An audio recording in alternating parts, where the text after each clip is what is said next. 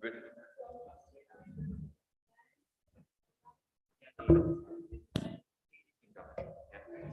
Yeah.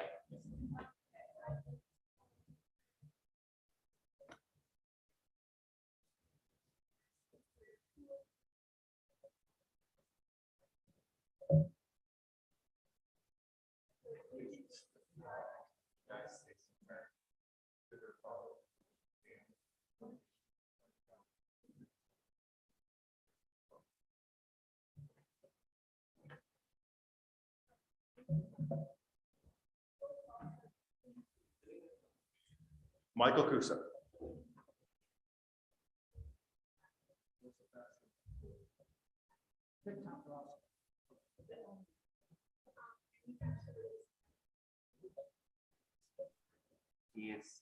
She's there. I couldn't quite hear. Is it my turn to say I'm present? Because Shelley Lacey cast a lot if it's the right time.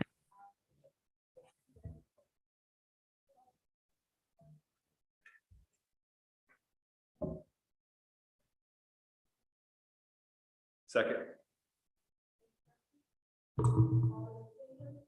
Aye.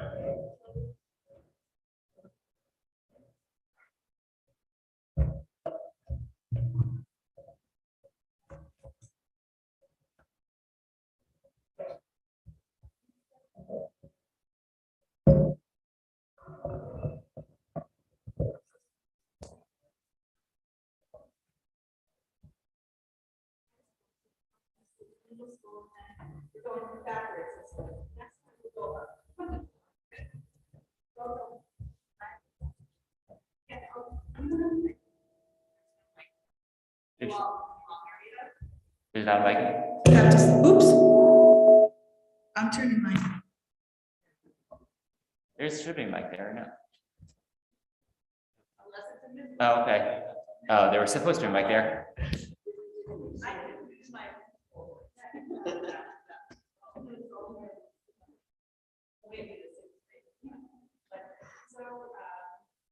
Hi everyone. I sent the school and the board report. So first I'll talk a little bit about our report. And really we're off to a good start, right? A month in and our sixth grade is adjusting to middle school, seventh grade is going light on the main floor, and our eighth grade is learning and leaders of the school. As far as our enrollment, I think the word on the street is Oxford Middle School is a great place to be. So we've had 20 new enrollments at the end of August, and we're looking at one more next week. So we are at 410 students, and we'll be at 411 next week. 7 in grade 6, 5 in grade 7, and the most in grade 8. So we are at the tail end of iReady. We're doing makeups right now. We have a great presentation on for our 8th graders about rescue dogs. State Trooper Matt Warren came in and does a really nice job with the kids, talking to them about the connection between 9/11 and the rescue dogs that we do. We had our first hometown hero recognition. It will be next week. And our art club is going to be working on the mural. Our club is new this year, so they're going to be working on the new mural for hometown hero. We're excited about that. And speaking of clubs, we had a presentation with the students yesterday, a slideshow about all the clubs that are offered at Oxford Middle School, and those are going to be next week for students to join. So when it comes to SRBI, we're at the midpoint of quarter 1 this Friday. We're already halfway through quarter 1, which is crazy to even think about. Teachers are working with students this week around their academic goals. Students are sitting with teachers, pulling up their Power School. They're talking about goals they have, about their grades, and attendance letters will start to go out. The attendance committee is going to meet, and we're going to start analyzing iReady scores once the makeups are done. So that's the work we're doing around SRBI, right? Any questions on the report before I move into the school improvement plan? Okay, so the district at, the high school and Quaker Farms went through their school improvement plans based on the district goals, and that's the same thing for Oxford Middle School. The district goals to create our goals, which then turned into the goals that teachers created last Friday afternoon on this half-day meeting. So when we look at goal number 1, that's all around academic performance and attendance. And at the middle school level, when it comes to attendance and tardiness, we really look at parents as partners, right? Our students can't drive yet. So it's a lot on parents when it comes to getting students to school on time and getting to students to school at all. So we're really trying to forge partnerships with parents and be proactive when we see tardies starting early, pulling parents in when we see them, having conversations, talking about a big yellow school bus that gets to school on time, and that could be an option, and different things we could do to partner to get their child to school on time. So that's what we do when it comes to attendance and tardy. And then on the other end, we have the attendance letters, the robocalls will start next week. We have the tardy letters that go out, and the attendance team that meets regularly. When it comes to academic performance, our scores are trending upwards, but they're not at pre-pandemic levels. So the focus for this year, last year was my first year. I started in October. It was a lot of listening, a lot of learning, a lot of understanding. Now this year, it's really hitting the ground running with a focus on instruction. So we are doing very well when it comes to our pacing right now. Ms. Knapp and I have been in classrooms to watch what pacing is and where instruction is. We're both meeting with teachers for full set meetings right now, and we're asking those questions about where do you see your students, and a lot of teachers are saying that this year feels more normal in terms of students' stamina and students' desire and will to be learned. So that's really great to set us up for the future. Like I said, we are awaiting the iReady diagnostic result analysis because we have some makeups. Our 6th graders took a little bit longer to do the iReady, so we have some makeups that we're doing for that. When it comes to goal number 2, that's all around the attributes of the graduate, and the new rubrics around that we are going to create around the attributes of the graduate are really the skills that students need to get better in. There are those what companies and what colleges and what everyone looks at as those soft skills. And our students, we practice those at every turn of the road. Even when our students come into the office, they're generally a little bit, it's hard for them to make eye contact, to be effective communicators, but I use those as teachable moments. And I say to them, okay, you need to look, you need to project your voice, and you need to tell me what you're here for, right? They tend to want to look down, not effectively communicate or collaborate, and they're getting better at that, especially our 6th graders. And then the other big thing in school goal number 2 is our new schedule. So our scheduling committee will have their first meeting next week. I also have an O92 intern, the current teacher, who's going to work on the schedule as part of her project. It's a really great learning experience for her, and we're going to really work out the new schedule for 23-24 that preserves instructional time, but also takes into consideration some of the needs and challenges of the current schedule that we have. When we look at district goal number 3, goals that, like I said, goal setting is happening with staff. Currently, goal number 3 is all around evaluation and supervision. And I did complete walkthroughs of our brand new staff, because we have brand new staff to the building, already went in, got a handle on their teaching style, and teachers that are new to our building but not new to the district. Popped in there, got to see how they're adjusting to the middle school. And I think that the staff knows that I really believe in the power of feedback. I really believe in the evaluation system. Ellen and I used the evaluation system with Fidelity last year. Every observation was done, every goal meeting was done, and we use it as a time to really give feedback to feed forward for teachers' personal growth.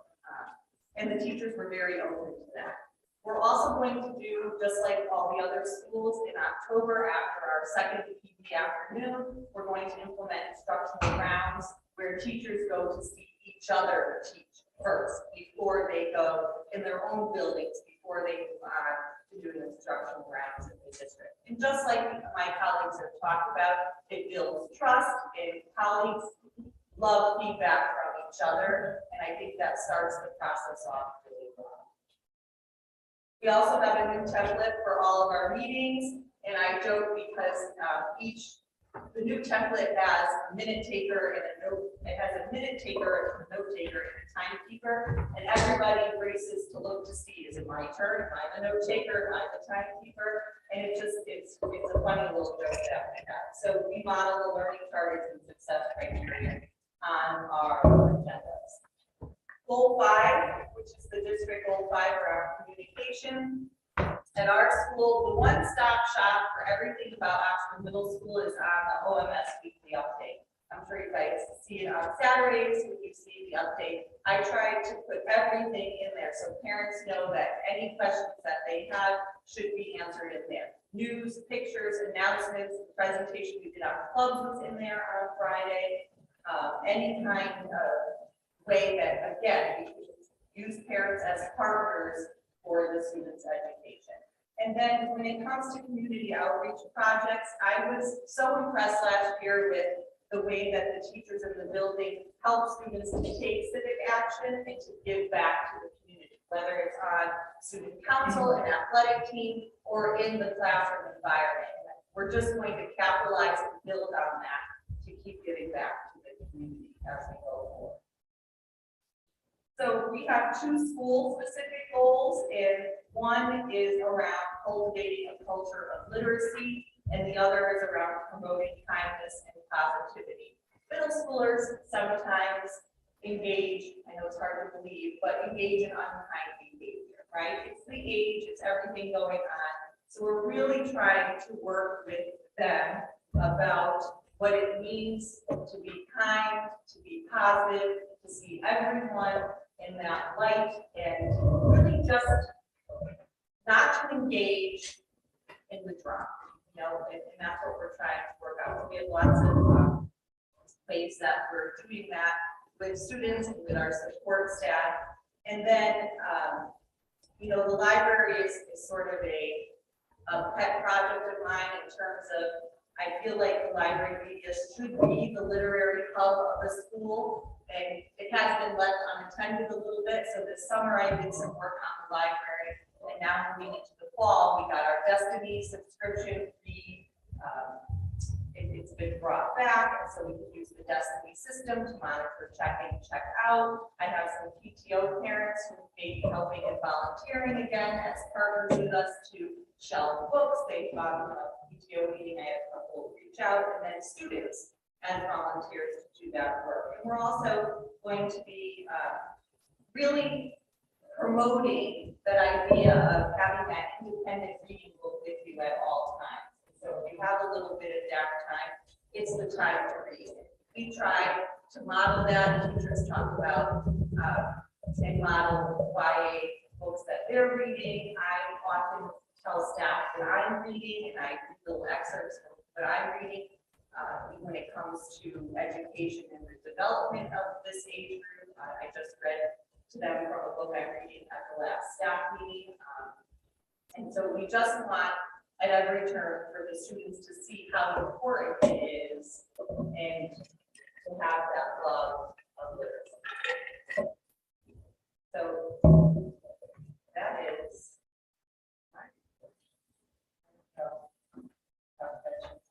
any of the goals. The first one is district goal 1. We talk about attendance. How is attendance for the teacher?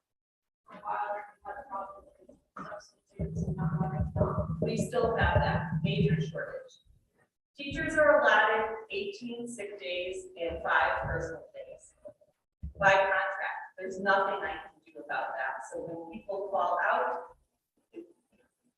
we do everything we can, but we simply don't have substitutes. And I just actually emailed Dr. Miller today, and said, I need help. I need you to get me, I need a different solution than we have now. So I know I'll defer to you a little bit about what you're thinking, what you thought of work when it comes to substitute.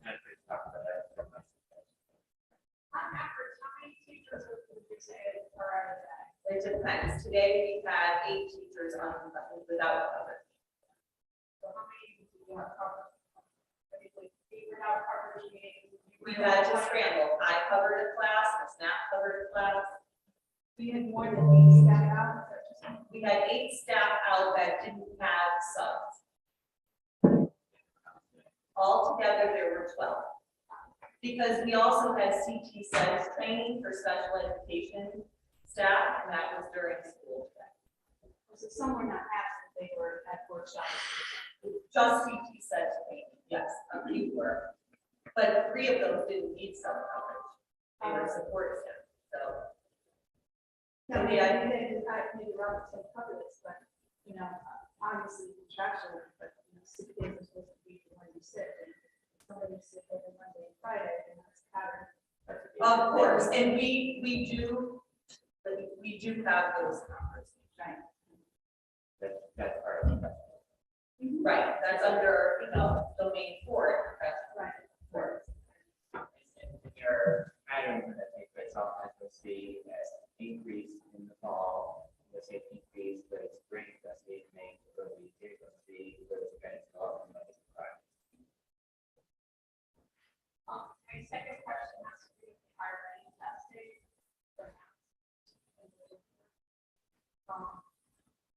How do you decide who's in the SRBI? It's based on the scores. I think you're going to need a ton of coverage for that, and probably not going to be able to have enough staff.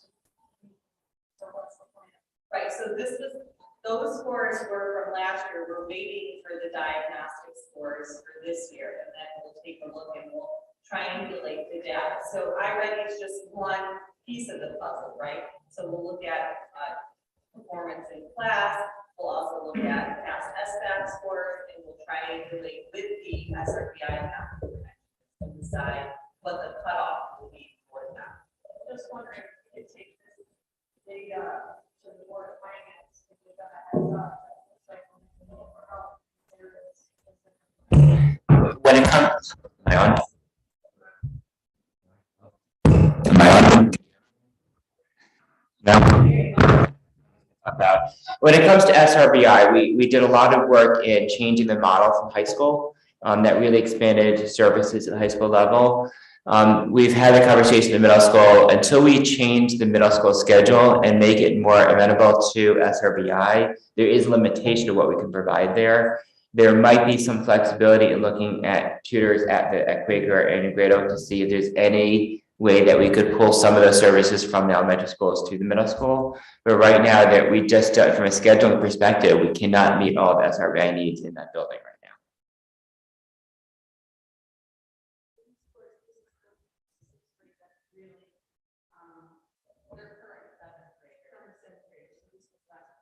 Right, so we have students in SRBI already, based on the performance last year. So SRBI is already up and running with students, but now, once we get this data, and we look at the midpoint of the first marking period, then we'll, in the future recommendation, we'll triangulate that to see, what new students be added in, what students might be able to exit based on their progress with this already, and so we'll see from there.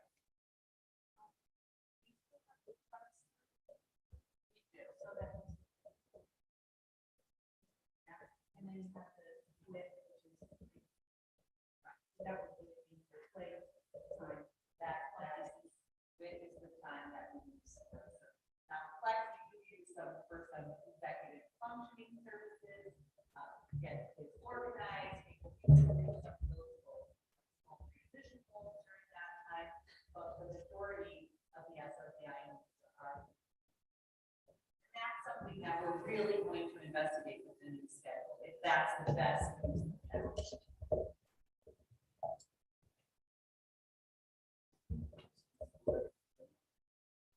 Just real quick, I just saw the absence because of students that are required at 35?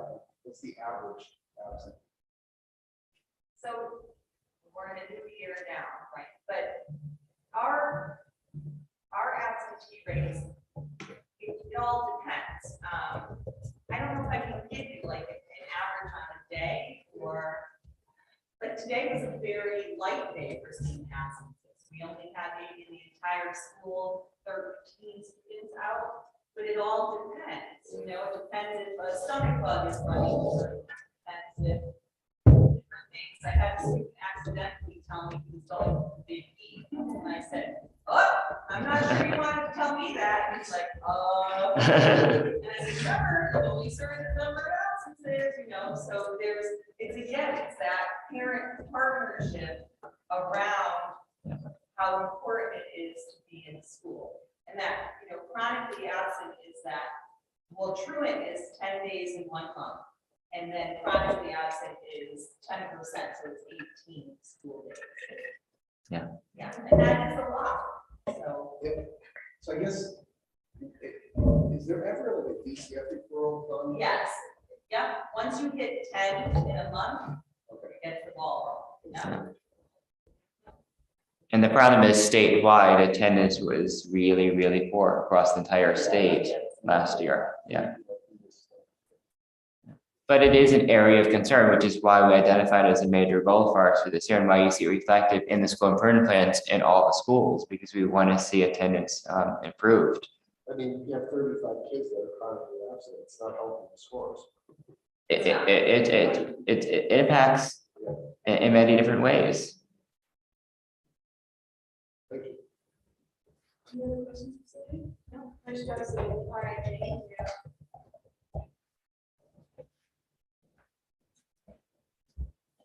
Usually I have the fortune of following Rachel yearly journal releases. Tonight I have the opportunity to follow Rachel and Sylvia. So I'll try to not be too repetitive with the higher level. I'd like to start with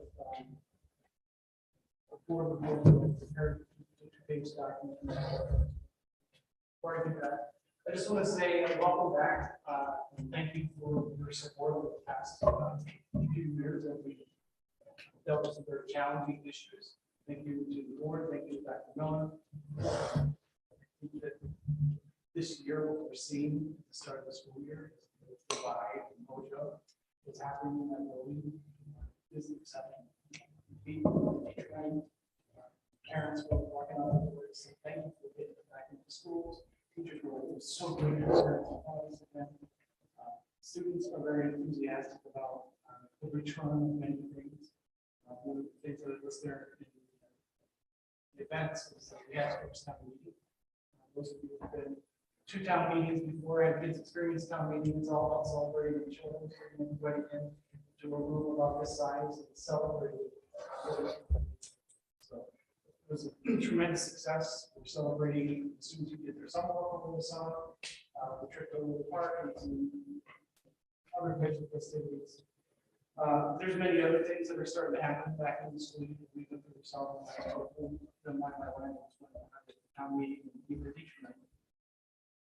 You can see our enrollment numbers very similar to the past. They have not gone up or down dramatically. Not that we haven't had students moving in and out. That certainly happened, but it just hasn't been lopsided. You can see the student activities account. We really haven't had a lot of expenses or revenues at this point in time before we start. So I would ask, do you have any questions with regard to enrollment, events, or student activities account? Just kind of give you a little bit of highlights with regard to SRBI. You probably heard a lot of this before, but I just wanted to highlight the fact that we've got new forms and we've got some new processes. We're the first time ever technology-based when it comes to SRBI, so we're tracking student forms, student data in our school, and you can see a history of SRBI activities. The handbook went from 60 pages down to a very efficient, say 12 pages with some addendums. So there was a lot of good work done around SRBI to streamline and make it very happy about that. I do want to point out that my fourth bullet down, our SRBI process is very much tuned into our data. So we're looking at every single times throughout the year, achievement. We measure things like I-rated assessments, benchmark assessments, SBAC assessments, progress monitoring, etc. And so we're in a constant flow with regard to kids being introduced to SRBI services, being reduced from SRBI services, etc. Right now, I'm going to say ballpark, there's about 60 students that are receiving SRBI services in reading, and 60 students that are receiving SRBI services in math. We're in the process of looking at last spring's SBAC data, I-rated data, and we finished our administration of the fall I-rated assessment. So we're kind of triangulating all that data to determine who kids who are currently in SRBI, we need to adjust our services, or are there other kids that aren't that need to utilize these services.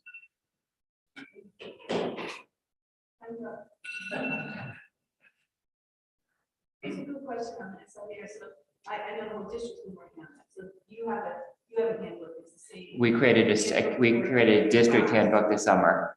Right, so. It's the same handbook. Yeah. Really helpful.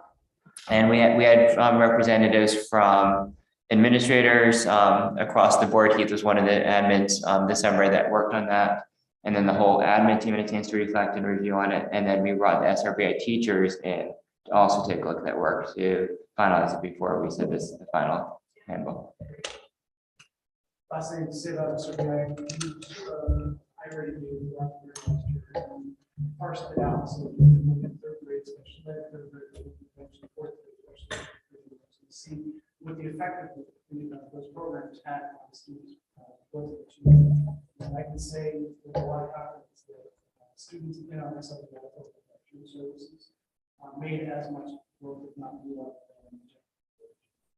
There's a lot of good things that are going on here.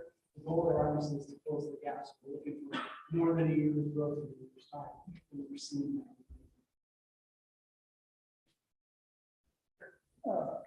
How does the math go? Well, I'm going to jump into I'm going to use that as a transition into the school improvement plan. Second question, do you have the same absentee problem? I would say not like the secondary level. Typically, absenteeism has not been red flag during the pandemic. It grew, and you'll notice in my school improvement plan that I'm very specific about we want to reduce numbers of kids with chronic absenteeism because the state looks at chronic absenteeism and those things like school performance index, district performance index, as anything greater than 5% of your population, all of a sudden start taking danger. We've never been over that 5% mark. I think this year when the reports come out, we're just like that. So my goal is to get this back out. As you go into our social studies, the criteria on social studies. Is that being implemented? Well, we're implementing the UNISA study that we've been implementing for probably 10 years now. We're not implementing a new program at this point in time. We've developed a pilot program, which has not come to fruition yet, but we're really interested to move forward. I was just reading here the social studies, or something. A lot more emphasis going to be done on social studies. We're ready for it.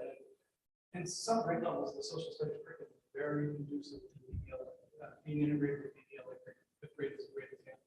It's commonization, revolutionary war. You can do so much ELA and social studies all together. When you're dealing with more drier topics like states and regions, it's a little more challenging, but it's happening. Well, I read in here is that one of the criteria is that they know where the states are, where the countries are, the continents. I saw on TV somebody asked her about what country border the United States and it's that California and Texas. And so on a national level, we're not doing too good. So I would say we're doing our part. Yeah, we do a better job absolutely forward whatever's going to happen. Yes. So let's go back to the macro level. But let's look at it as a lens of goal number one in the school improvement plan. And we're following the alignment for district goals and objectives, superintendent board goals and objectives, my administrative goals and objectives, teacher goals and objectives. So this reflects the work that's being done. The first part talks about the attendance piece, which I've already addressed. One of the things that I'll say about our student growth and achievement is that our achievement levels are very good. We are above the pandemic levels when it comes to student achievement. Now that there are pockets of things that we still need to address and improve more than, but overall, we've got a new trajectory line of best fit over the last 4 years. We've got our math line of best fit. We're at the highest level in all of it. So good news. The greater news is when you look at student growth. I read the SBAC have a targeted growth in students up to when we look at our percentage of students who are meeting their targeted growth, and we're looking at the overall average of the targeted growth met by fifth grade or fourth grade. We're at all-time highs in that by far. And we're also, I wanted to see in context, what does this look like in other towns and districts? And when I looked at towns that we typically like to compare ourselves to, surrounding towns, similar towns. In many cases, we're as high, if not higher than this town, if not just right in the ballpark. So all the work, and this is kudos to the work that the district has done, the staff has done. All the work that we did to persevere through pandemic, all the challenges we had paid off, because we're coming out of the end of the session with a lot of good information. I know that we're going to talk about growth and achievement at the October board meeting, so I'm not going to go into detail. There's some graphs and charts in there. You can certainly look at and ask questions if you have any questions. But otherwise, I'd like to move on to goals 2 to 4, 5. Is Ireland progressive as far as how the testing said? In other words, SBAC is company, right? So at the end of the year, this is what it's, what they're being guided or not. So is already, they take already in September to a certain amount of skills, or they take it again in January. Is it the same skills asked a different way to see if they now work? Do the skills change and progress like a critical? So let me start with SBAC. Right? SBAC says at the end of a grade, can you get over the bar and be considered at master level? iReady does the same thing, but it uses that bar in the fall. Exactly. So you would expect, so that's what I'm saying. So you would expect, if, and it's just when we did our own assessments, we had assessments in the beginning of the year. We really did accept the kids. You kind of see what we knew, we did new stuff. That's great that they, we're going to be taught. And then in the middle of the year, you expect to see growth, and then at the end of the year. So if that's how iReady is, then you should, and I'm not just asking you this, so is 5 points, reasonable, like fifth grade in DRP, you see 10-point increase in DRP, so 5%. So they should naturally be progressive, right? So is that, after 2 years of that, is this our second? So again, you probably need to get to know what's being tested, all the other stuff. They should naturally be progressive. Yes. Right. Yeah, so just a couple of thoughts on that. We're looking at 5% points of growth. Percentage of kids who are 5% more kids this year are attaining mastery or above than last year. We're also not 5%, 5% more kids, but we're also looking at 5% more kids meeting their target. So that's not just the bar. Every student moving, yeah. So that below, so can get more kids below one below. So How best do you find iReady to be a great tool? Because we had started for a few years and then I don't know why that changed. Are you happy with iReady?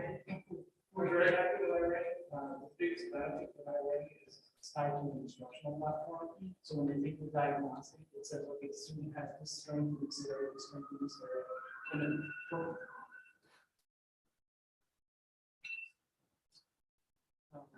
The fire alarm is going off at the high school. I'm hoping that they could be heading up there right now. The fire alarm is going off in the high school right now, so they could be heading up there right now. Yeah, yeah. So it sets up an individual pathway for every student. And I already recommend 45 minutes on that platform, 45 minutes on that. And I'm sure we were to stay pretty steadfast. Use that platform along with the instruction of the platform and the weapon programs.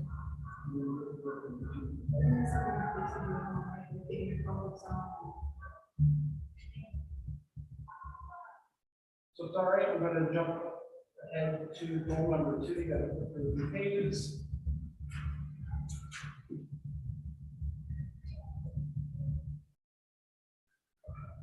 Things I just want to point out here. This is a goal that's focused on high quality curriculum and resources. So one of the things we're trying to incorporate in the curriculum is the attributes of the graduate. So we're creating our rubrics. This is not unsimilar to, remember a few years back, math practice, the end of the science practice, the end of the STEM practice, things about precision, using tools, perseverance. Those are the types of things that we're trying to incorporate into how curriculum instruction to build those skills. So we described earlier. We are going to be participating in the new curriculum review cycle, the process for getting there. And I've already talked about the SRBI process. I think that's where that lives in stuff. Go to goal number 3, systems of feedback. So this is really kind of 2 different things being integrated. One is our town ed TVAL evaluation cycle, which that happens the way it's supposed to. And also incorporating instructional rounds, which is largely teachers working with each other to provide feedback.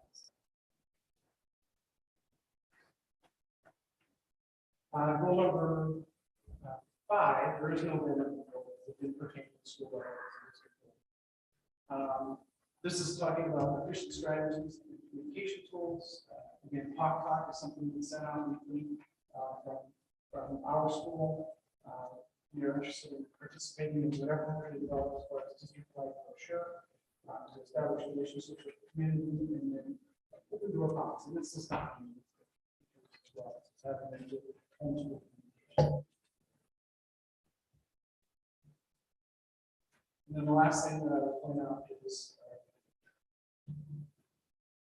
underneath the action items, you'll see that there's the return of all those things like town meeting, employees for thoughts, and pajama day, and Thanksgiving. It's just reestablished. We started doing that last year. This year, I will get back to pre-pandemic participation. And then last goal, school number 6, this is focused on school climate. We're really looking for kind of a 3-pronged approach here. We've been largely focused on social emotional learning. We're approaching the past couple of years, for obvious reasons. We're bringing back the HOPS program, which is a behavior-based program, remote positive behaviors. It has a token system, HOPS tickets, and stuff like that. And we're incorporating those elements into our time meetings to be recognized for representing the characteristics. So town meetings have returned, HOPS programs returned.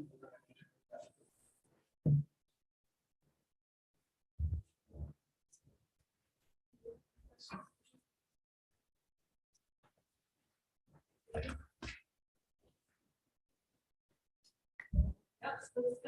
Thanks. Thank you. Thanks, Tom. Yeah. Ellen, thank you for coming tonight.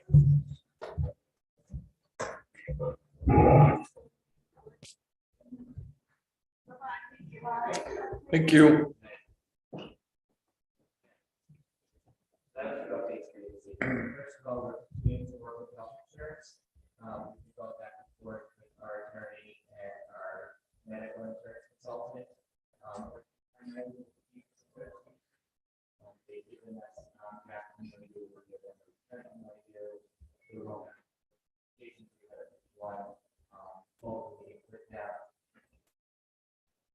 have to have our horizontal link for that, and now I think that, the other associations are basically,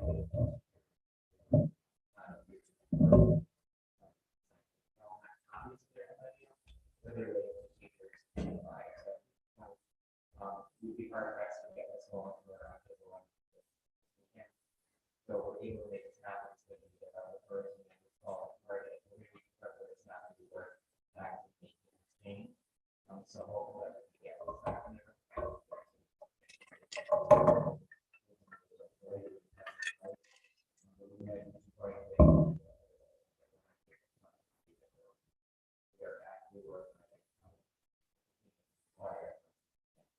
It was all part of when that. We every month that we wait for, December, it's half a year. yeah, every month we wait for all that and we've obviously service for next school year. And can you leave it to every kind of. So it's kind of just changing and coordinating role or. Right, exactly. Other activities, second actually that is that we sent out. It's not Valley wise. To see if they can partner with them.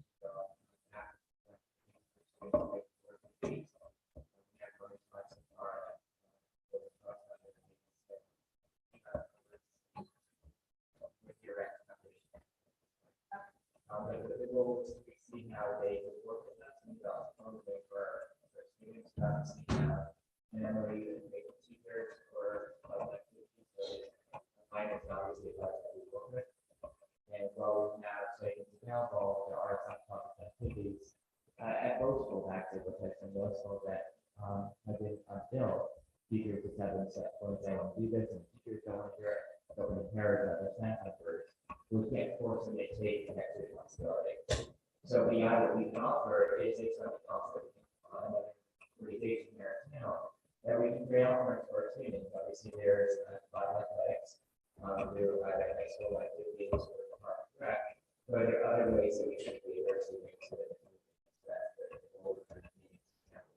constantly other partnerships is many on for students here above the application. And that's all to work on here, which are SFP, which is to develop and expand conference for students. In terms of staffing, right now we are mostly staffed. The current staffing situation is we have a substitute teacher that will be revisited the 20th. We posted the basketball interviews for that position, so there are applicants and hopefully they'll find somebody to teach middle school. Our computer science teacher resigned last week. Right now, it's being filled by the sub. Maybe I should send it to 780 state. They're not employed. Encouraging them to apply for up here. To see if anything comes out. It's the first week of boosting we had a week part of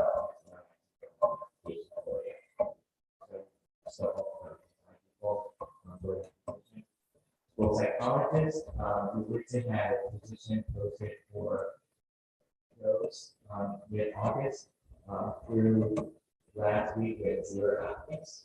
And we included multiple emails every school to conference and data for the apply. This past week, a change in staffing that internal requests and we have a basic psychologist at school with elementary school. So we posted a basic psychologist or as a basic psychologist now. In hopes that potentially looking at it that would be interested in working at high school level, it wasn't considered in the college position that we're recruiting. So overall, in the meantime, we have an outside consultant providing additional services for college services to our students in the district. Prior to transfer, we have other technology providing some support, either in the providing support. And we have a bunch monitor that is open at big areas. Pairwise, we are mostly staffed. We have a start and resignation at the same day last week. So we were almost there, but not quite. And this week, parents, they always have these worst things right there. Come to the district with notes, really, recommended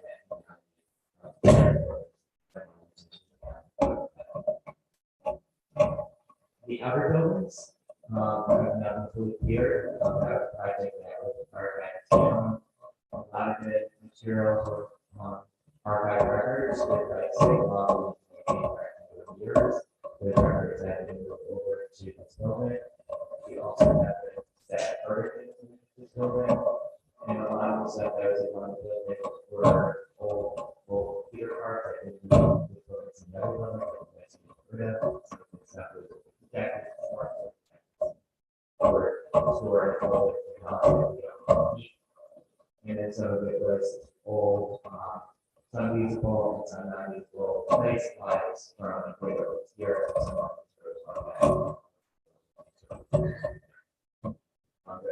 We did comply as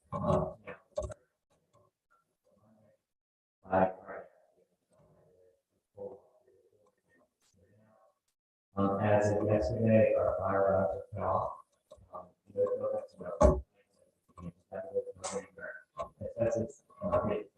Whatever they do over there, are a lot of time people off.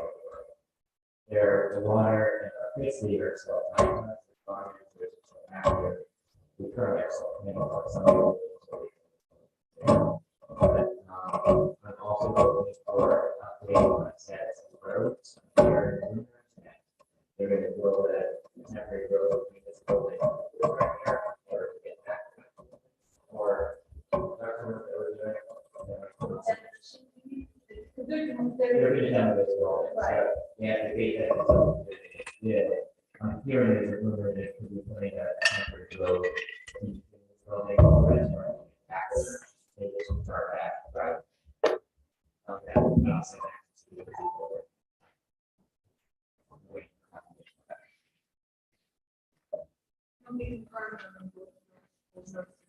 Oh, yes, yes, but they are, it's our program. Especially when they get here. We received, notification yesterday that we are receiving around $10,000 to $25 less in the school meals assistance revenue condition fund. That's the fund from the federal government to allow us to provide free lunches to students. The initial calculations that we did showed that I would be able to supply lunches to students in January. So we plan to be switching over to a service we have not done since the pandemic began. Right now, I have our business consultant and it's into calculations like this loss revenue funding and what we need to build. Obviously, we're a January professional today. So right now, they're looking at every day application. So it's not all kids are getting free lunch in all Yes, schools. yeah, that's the case all last year.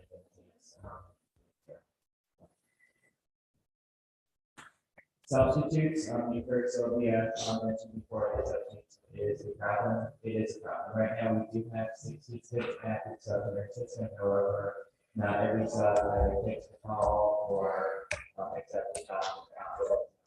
566 active subs that we're willing to work every single day is not an issue. But most of these people, they can do what they want, and oftentimes they work all districts. And when it comes to Sunday, we compete in some areas and don't compete in other areas. They could travel to Southern and Monday, and see more. They could turn around and make more money in other areas. So it all depends on where they travel. But substitutes is a problem. There's a lot of stuff. Finance committee last week looking at potential models of what we can do in order to increase our subs. One is to partner with local university on interns and for school, which would provide a current person in the building. So that's on school educator that can focus on construction. That could be moved around by install as needed. Today. So these are always available. In order to see this, we would need to make the that's the story. We don't have to that we and never before we somebody as an intern. And obviously, you pay for that with work, so you pay around 18-25 intern. You basically are paying for their classes, they're taking free services for the year. Another option that I think to seriously consider is a permanent daily sub. Basically, you come up with a grade that's higher than the current subject grade is, and you guarantee that person a job every single day of the year. Now, we are past the first day of school, so we're under 180 school days, so it's not as expensive as day one. If you want to technically have a permanent subject, an employee, we provide the Affordable Care Act, and we need to provide health insurance. Now, we can provide health insurance, but we don't necessarily need to provide any cost savings. So, for example, we have cost sharing employee where employees pay from 19.5% to 22 to 24% of costs. If we provide health insurance, we don't provide any cost share to it. The employee or the daily subject waive insurance completely, and we're off of the Affordable Care Act. Or they could say that they can't afford it, at which point we don't actually pay for it, and we are penalized by the Affordable Care Act for not providing health care to the person. That costs $41 million.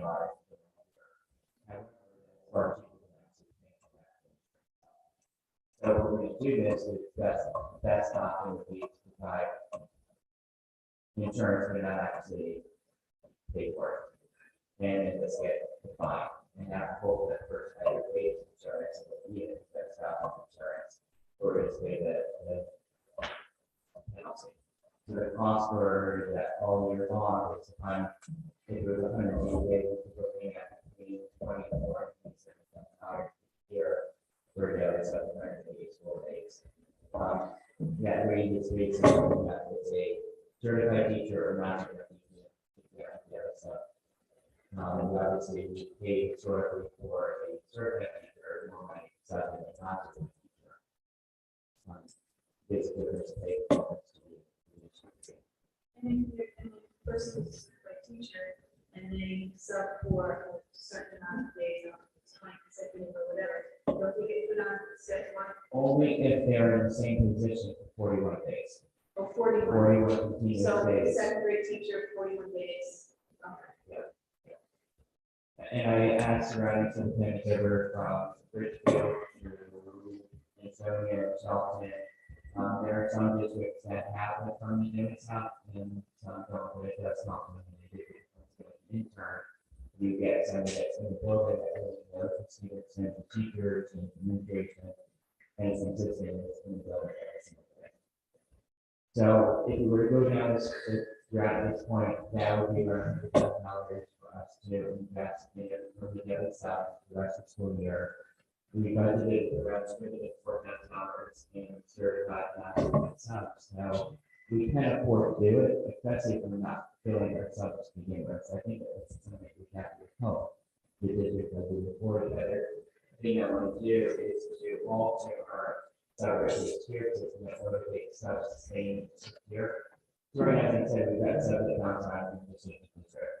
What we'd like to do is to make cost incentive. So, for example, if you're a sub, you've now worked for 30 days in a row. On the 31st day, you now get a $2 raise or $5 raise. Working for 60 days, and then you go the next week, working 90 days the next week. Enterprise and stay here and not district. In other words, really say, stay here and maybe get more money. And eventually we need more money to win some districts. That's what the hope is if we can implement those three or versions of those three, that we can at least increase some consistency. So we're not going to ever create our lower rate. We have 40 teachers now, we're going to get 40 notes. In this stage right now, districts are not going to even but if we can get permanent subs to buildings that provide some security, at least gives me some flexibility to get covered. It's still going to be difficult, but at least it's easier to One is, I thing? I know we talked about it. I believe you did a cross comparison as far as the sub agencies that are out there. And I think you found it not. We looked at 2 agencies December 2020, and as an example, they might charge the district $140 per sub, and that sub is making $80 or $90 of that. So a good portion is going to the agency. They are trying to recruit teachers, salaries, and people that are in the schools, to provide professional development to them, not necessarily providing health insurance, but providing incentives for working out. But they're still raising up, not guaranteed. And that's not, they can guarantee that they're fill positions, it's worth it. But they can't guarantee the fill rate. So if they can't guarantee it, what's the sort of extra overtime? You get 6 of that, you do the same thing. And the other question was, and I know I asked this to you, and you didn't answer, but you can just give it to the rest of the board. Our comparison of staff absence comparatively to other counties.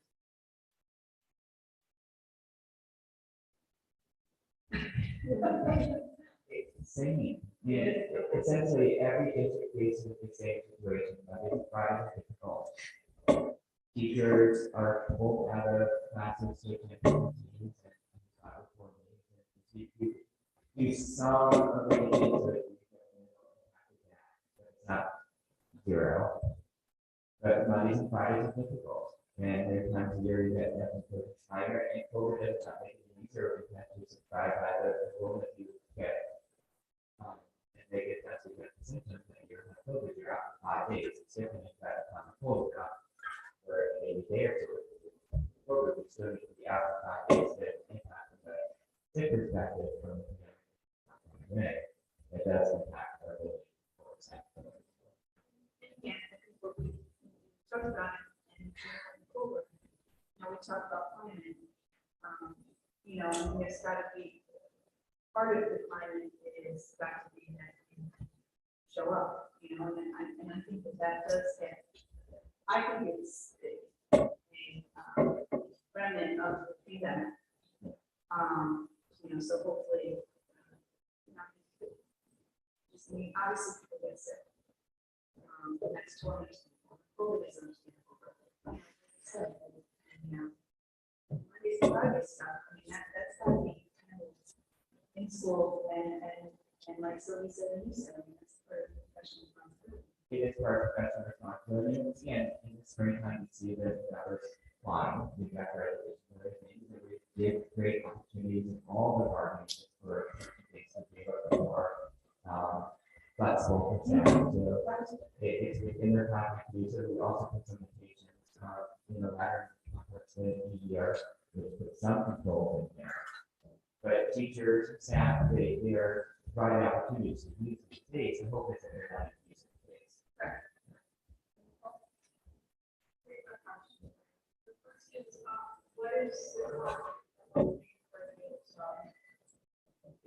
If you are a non-certified teacher, it's $90.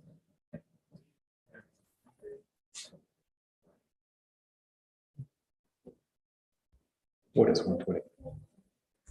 It's $90 for a non-certified person and $100 for certified. I believe that they're 500. Yeah, I think 500.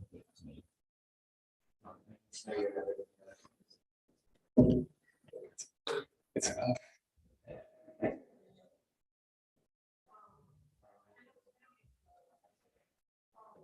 The idea.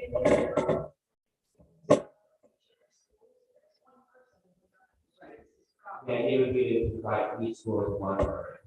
And in the off chance that we had 0 applicants that day, they have some operational send that person over to this one. Or vice versa, for small.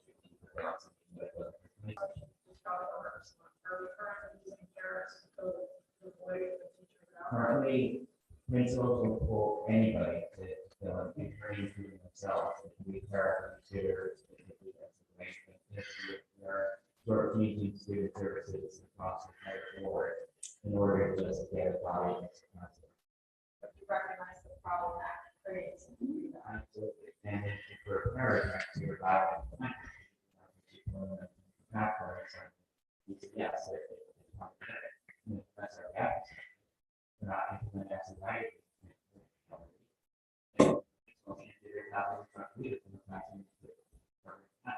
It's all very compact.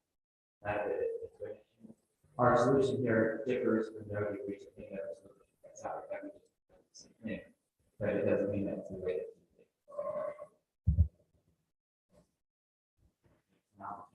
Are you done for I have a couple more quick things. Okay. Yeah. I would, I really want to, plug, the parent showed up to the teacher meeting last week. We had a room, we had 30 people attend the teacher meeting. I've been attending this meeting for a year now. I think I mentioned one. We had this executive board for 15 minutes. We put into social media to make eight parents last week, and the parents showed up to the meeting, and they were actually out here this past week of Halloween, costumes out. Parents I had not seen before volunteering. So I think we're starting to see it with normalcy. I'm hoping that the district will also see become a parents at their meeting in October. But it was exciting to see parents and talking about fundraisers that we've done this year. You know, because there's not people that want to participate. So it's exciting to see the normalcy of it coming back. We talked about attendance very quickly. My newsletter entry this coming Saturday is talking about parents partnering with us to make the students come to school. And part of this, let them know that we're turning on the future that if your child's out here, you're going to see a rapid phone calls and communication from school. And there's some questions out from that. So I make sure the parents are aware of that. And that's going to be, you know, and then the very exciting thing is their CEP program. You know, our students in our 1821 program that started the CEP Exceptional Express, which is basically a mobile property stand. They've been doing it for the last 2 weeks here at conference. They will be expanding it out to different schools shortly. And they come and set up a table here with a coffee maker, a tea maker. They've got cookies and different snacks, and they have a card that they punch, so you can actually earn some free good after different things. But it's teaching them through life skills, and they're able to, they're counting up the money, they're charging these different dollar amounts based on different goods on people. They're actually making coffee and making tea. They're running it. The high school business program is designing well and they're designing some shirts and stuff like that. They're not exact secret partner, but high school class with that. In November, for a meeting where Jack Curiosity presents to you, so that we already have them here that night. And they'll be available to get some nice offers here as well. But it's exciting to see a new shift in that program. Students in life skills. And we're also looking at the next negative basic actually from that curiosity that they just go we've been asking for a shift in that program, and we're starting to see some changes to that. And I think it's great to see. That's my Status of the event. the band right now is brought over to town. The town is doing a maintenance check on it, which they can do. Moving forward, we need to get quarterly, monthly, we're going to do this warrants. And we're going to make that report go back to DMV.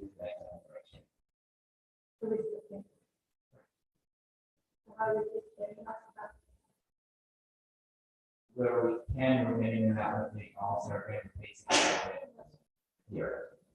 Have they started going to jobs yet? They were trying to step up, they haven't been able to. Right. And that's where you said that's why I was seeing things that are so good because it's getting some of the skills that you're doing outside there. Here, but Christie Collins has set up for a place in South where they would be all rated in windows and they could do that. They're going to be providing these other work here. So if you can write other things that also in your account so that once we get going, they can run it literally. but there's things out there. Any other questions for Rob? How's Anthony and Stephanie doing with the high school? Like their department have been working together for years now. They, immediate changes, the nerves are covered, lots need to be cleaned up. That they really are together and work. And the professional learning development thing, it's very positive there, and very good things for teachers. I think there is a big work inside what we have learned before. It's just, this board, you need to make a motion to make changes to the supplement and make it all work or simply going to run into By changes, you're talking about tier. it's your pay and it's from the other side.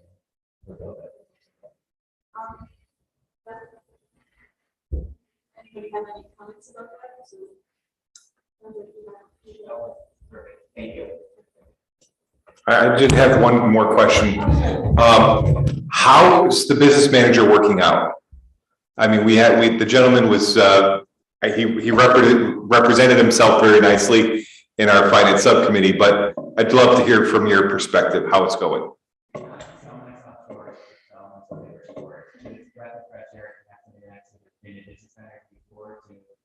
Be in that seat right now. I think I did an adequate job. I think I did an adequate job, but there's obviously a different level of expertise that this person brings to the table. Obviously, we came from an educational lens and we did a sufficient job. But I think that having somebody that has done this work for a long time has all the answers. And he knows what he's saying. Would it be lovely to have somebody here in the office 5 days a week? Yes. But right now, on days that he's not here, still communicating, you can see what I'm saying. Today, see what I'm saying. But he's still. What? No, but he's still responding to email. We have auditors here, so we can stay working with them. We find questions the staff have, and here's that when he's not here. There will be a few receipts on vacation when he's not here. The office here by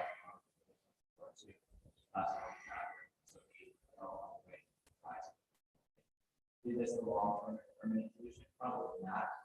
But the internal now is for agreement to do. It still leaves the domain human resources and operations office probably solve that. I have a teacher that might be interested to provide some support back to school. On the administrative side that consider it as one stuff. So yeah, but I think we're moving along.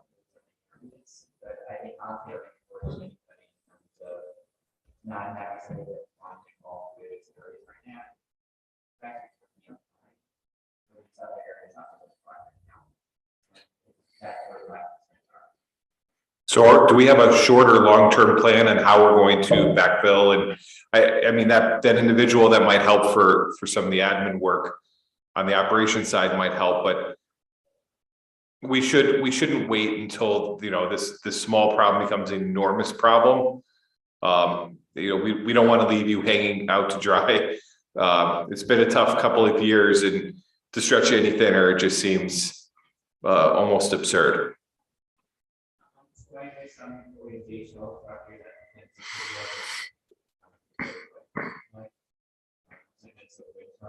some questions are still are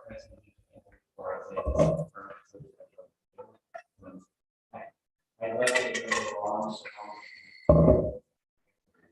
answer before we make a final decision. But again, thinking about where we go with that. Great.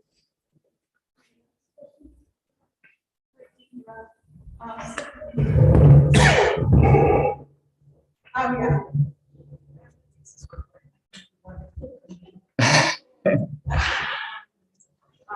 Joe facilities. We had a meeting tonight, talked about the new GC, discussions.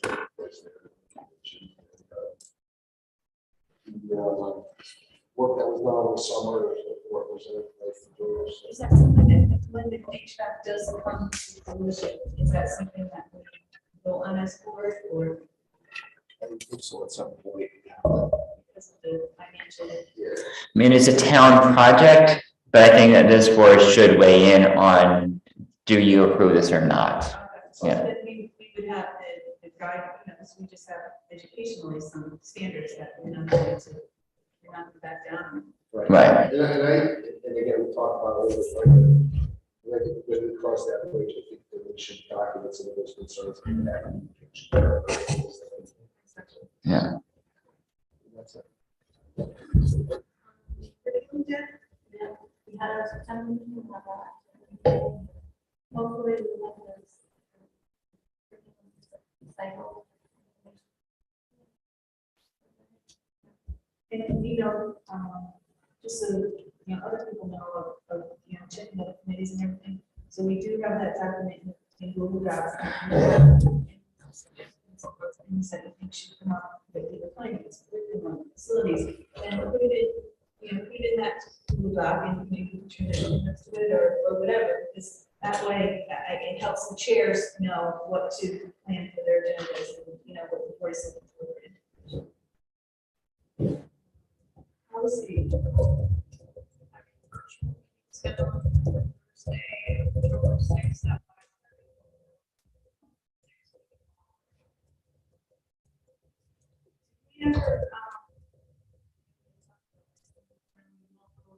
Are we all good as far as the, you know, changing, like our policies are up, and what we'll go over, The- option from the school, it doesn't say blank. The policies are all right now on board docs. They were uploaded. We finalized that project probably late spring. Any of the board policies that we have adopted since then are also up there. They're searchable through board docs. You can actually do a search and it'll bring up the policies that match that. The district website and it'll link to the policies on board docs. Everything is over there right now. So when you, so if the parent goes to a district website and they go to, policies, it'll have a link to board docs. They don't, obviously don't log in. It takes them right to board docs, right? It takes them right to the public send, to the policy, search, and edit. Well, individually one policy at a time, or do the keywords. And then the other thing that we understand that you might have, you know, to have to administration, you know, look at those policies and then, see the policies. And so, is that right? Right, we talked about that like that also later. But we didn't identify what that structure would look like. So, And again, nothing set in stone. and the premise then is that we as a board adopted all of the shipping service policies, all the required policies. What boards typically do is go through one series at a time on a regular basis. That's maybe one policy once a year. Look at one policy at a time, policy at a time, one policy at a time today. Like that. And get it. It's like a cycle.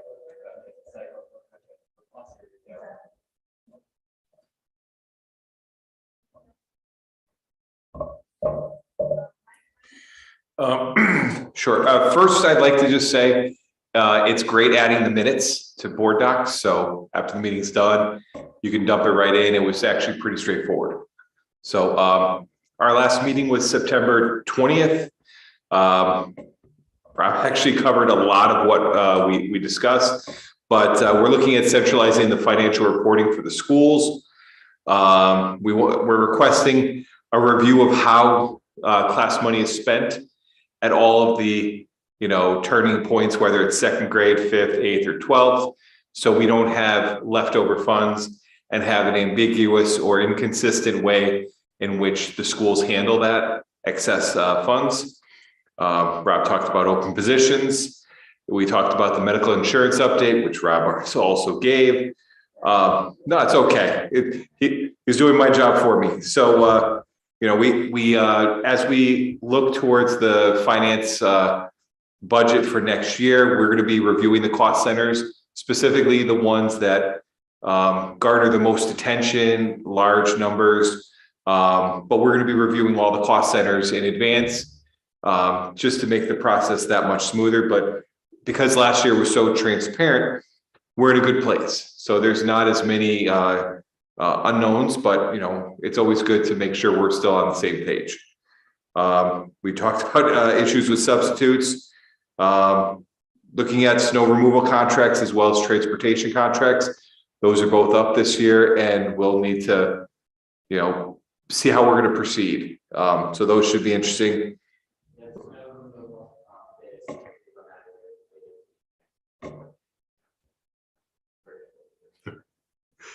Soon we'll have snow.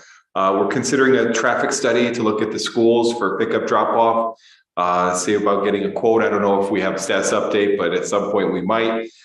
Just to look at, because some of the situations are either not efficient or dangerous. So, having a study to help us, maybe there's no solution, but at least getting an expert opinion on how we might handle it would be beneficial.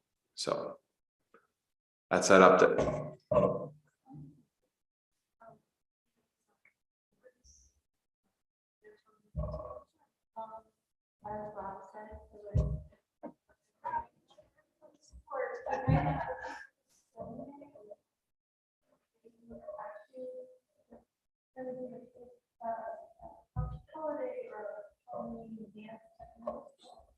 During the conversation, we talked about meeting a DJ, and within the time report that we got a DJ, a musical night, donated time, $2 a night. Their next event is Stretch Island, which is September 8th.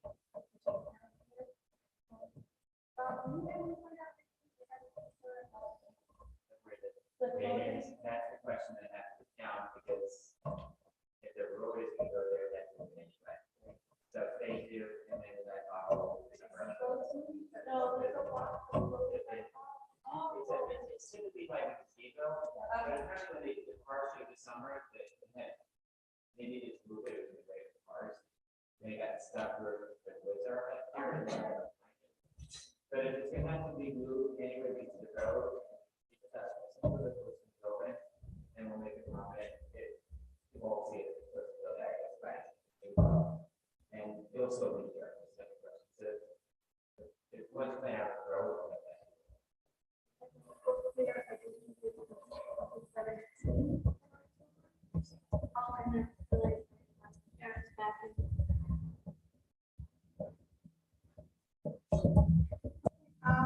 Oasis, they're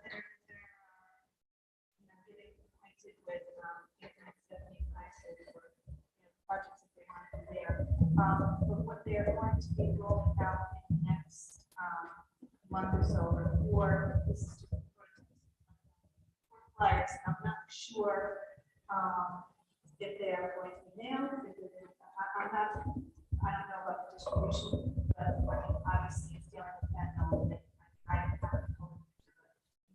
When they show the hills that are, oxycodone, and then they show the ones that are fake, I mean, you cannot tell the difference. And it's got demo and 30 line back 30, and it says that fake oxycodone tablets contain fentanyl. And then it shows here's heroin, fentanyl, and I wasn't familiar with this carfentanil. That's Really, really cool. Even You more can cool. have like 15 grains of fentanyl, 1 grain of carfentanil. Exactly, and I didn't know anything, and that's exactly what this illustration is showing. It's showing how much heroin is a liter dose, and then it shows, just like Joe said, just some, maybe 20 or 30 of the granules of fentanyl, and then it literally shows one of that fentanyl. It's just, obviously, it's an issue in our country, and high school, it's just so scary that these kids can, take one thing and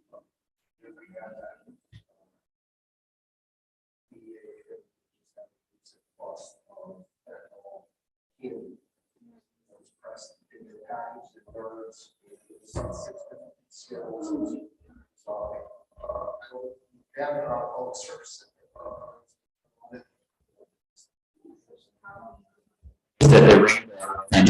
We've got a number of other states that has not, at least they haven't promoted it here yet, but it could be coming. Yeah.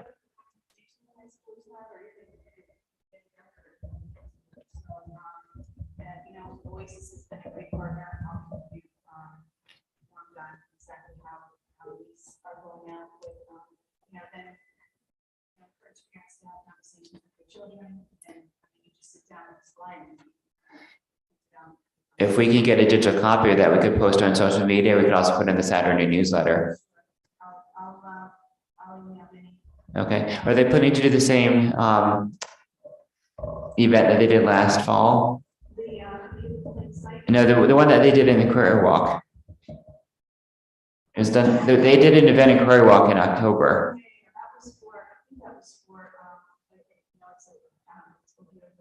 Yeah.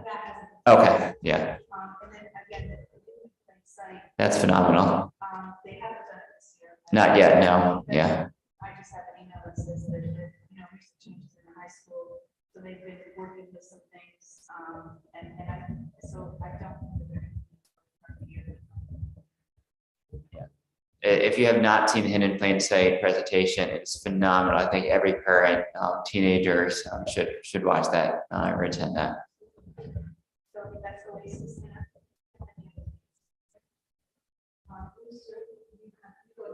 I did not attend.